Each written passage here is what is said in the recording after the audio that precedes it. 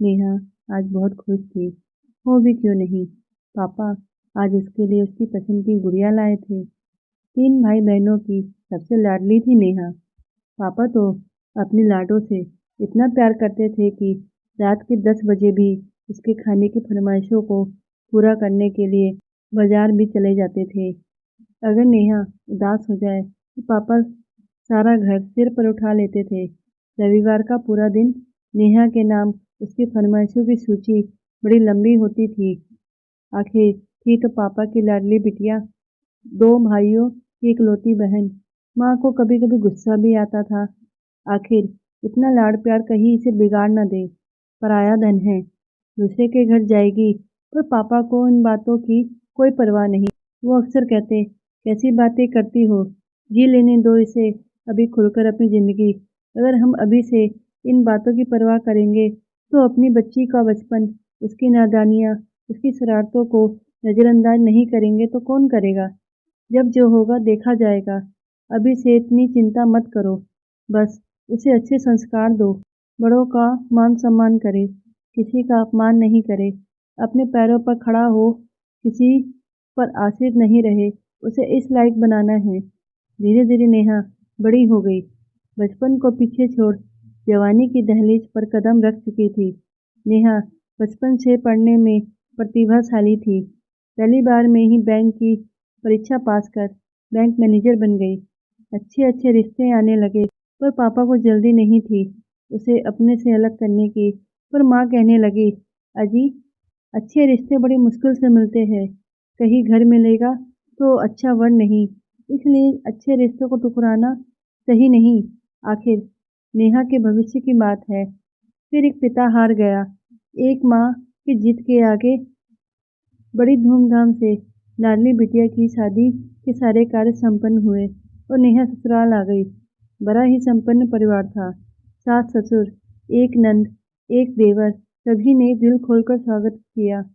पर किसे पता था जो लोग ऊपर से इतने अच्छे हैं, अंदर से उनका मन कितना गंदा होगा। शुरुआत में सब ठीक चल रहा था। पति को शराब पीने की आदत थी। इस बात से नेहा को गहरा सदमा लगा। पर उसने अपने माता पिता को इस बारे में कुछ नहीं बताया। सास से इस बात की शिकायत की तो उनकी बोहें ऐसे तन गई, आंखों को गोल गोल घुमाते हुए बोली, थोड़ी सी शराब ही तो पीता है, तेरा खून तो नहीं पीता है।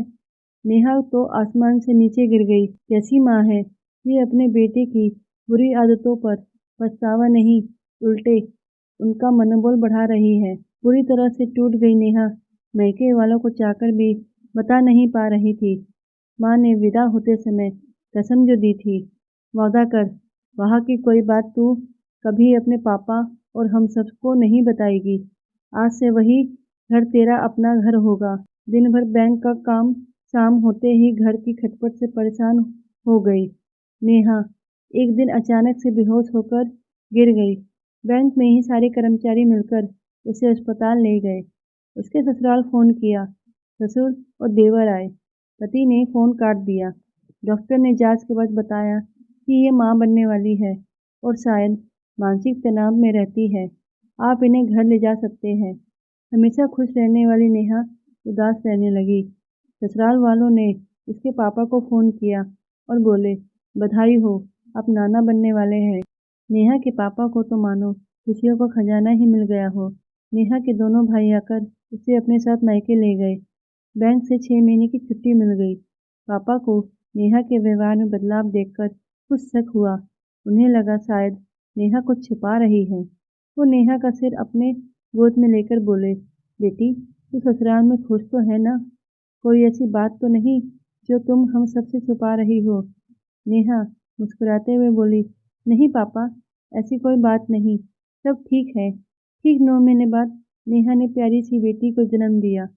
पापा ने उसके ससुराल खबर दी। सास और ससुर आए।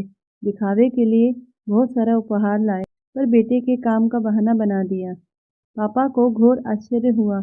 कोई इंसान पहली बार पिता बनता है तो उसके बहुत अरमान होते हैं। उन्हें शक हुआ, शायद नेहा मुझसे कोई बड़ी बात छुपा रही है। फिर भी नेहा ने पापा को कुछ नहीं बताया। 1 महीने बाद देवर आकर नेहा और बच्ची को अपने साथ ले गया। न चाहते हुए भी नेहा ससुराल आई। उसे लगा शायद पिता बनने के बाद उसमें परिवर्तन आ गया हो। पति घर पर ही था। बच्ची को देखकर उतनी खुशी नहीं हुई जितनी होनी चाहिए। अब तो वो हर बात में नेहा पर हाथ भी उठाने लगा।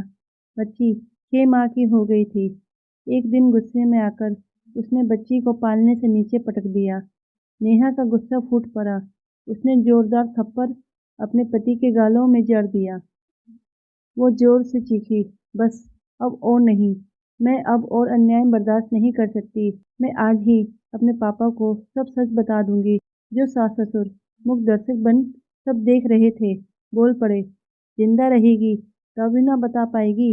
वो नेहा को घसीटते हुए किचन में ले गए और हाथ-पांव बांध दिया और गैस ऑन करके बाहर से कमरा लगा दिया। लाइट ऑन कर दी। नेहा जल रही थी। पड़ोसियों ने शोर मचाया, आग लगी है आग। सास भी नकली आंसू बहाते हुए चिल्लाए जा रही थी। मेरी बहू किचन में खाना बना रही थी। शायद गैस सिलेंडर की वजह से आग लग गई। अब कौन देखेगा इस दूधमुंही बच्ची को। मेरे बेटे की तो दुनिया ही उजड़ गई। दमकल की मदद से आग पर काबू पा लिया गया। नेहा के मायके वालों को भी खबर दे दी गई। नेहा की सांसें अभी भी चल रही थी। उसे एम्बुलेंस से अस्पताल लाया गया। नेहा तरा रही थी, पापा पापा पापा। डॉक्टर बोले, शायद ये अपने पापा से मिलना चाहती है। अब ज्यादा समय नहीं है इनके पास। इनके पापा कहाँ है। सभी बदहवास पापा, भाई भाभी, माँ, पूरा परिवार अस्पताल पहुंचा। डॉक्टर बोले, पेशेंट के पास ज्यादा वक्त नहीं है। वो अपने पापा से मिलना चाहती है। आप में से जो भी इसके पापा है वो मेरे साथ चलिए। पापा वहीं बेहोश होकर गिर गए। उन्हें पानी डालकर होश में लाया गया। बोझल कदमों से नेहा के पास गए। अपनी प्यारी बेटी, जिसकी आंखों में कभी आंसू के एक बूंद को नहीं आने दिया, वो आज चीख रही थी और इस दुनिया से हमेशा हमेशा के लिए जा रही थी।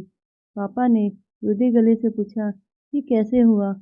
नेहा, एक चुटकी सिंदूर की कीमत, मायके की लाज, माँ के संस्कार, मेरी जान थी पापा। और नेहा खामोश हो गई। पापा की परी आज हमेशा हमेशा के लिए उनकी बगियों से उड़ गई। कहानी काल्पनिक है, मगर आज भी कितनी नेहा जिंदा जला दी जाती है। अपनी बेटियों को डोली में चढ़ाते समय इतना जरूर कहिए, लक्ष्मी बनकर रहना, पर अन्याय करे कोई तो काली बन जाना।